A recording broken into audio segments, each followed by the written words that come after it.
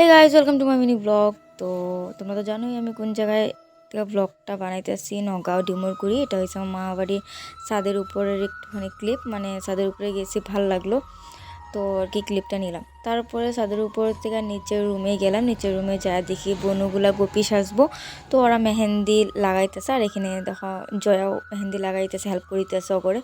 তো এখানে সাজতেছে। আর তারপরে আবার নিচে আসলাম। নিচে এসে বড় মামিকে ঘরে দেখি মামি এদিকে বনুরা পায়ে আলতা লাগাইতেছে আর কি নাচার লিগা। আর ওদিকে দেখছিলাই ছোট্ট বনুটা, ওইও গোপী ডান্স করবো আর কি আজকে আসে। আর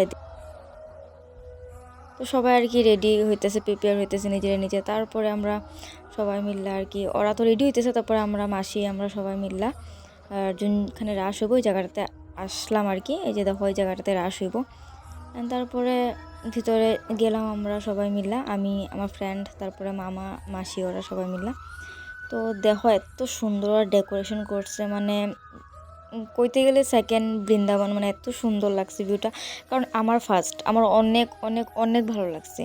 মানে রাস কোনোদিন দেখি নাই, খালি শুনছিলাম রাস হয় বিল্লা। আর এদিকে দেখো অ্যাসামিস মানুষরা নাম কীর্তন করতেছে, আর ওদের নাম কীর্তন মানে এত ভালো লাগে, মানে কোয়ার মতন না। আর এদিকে দেখো এত সুন্দর মানে ডেকোরেশন করছে, মানে অনেকই ভালো লাগছে আমার।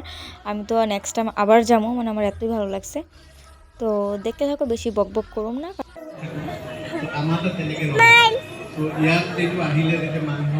স্মাইল দিয়া স্মাইল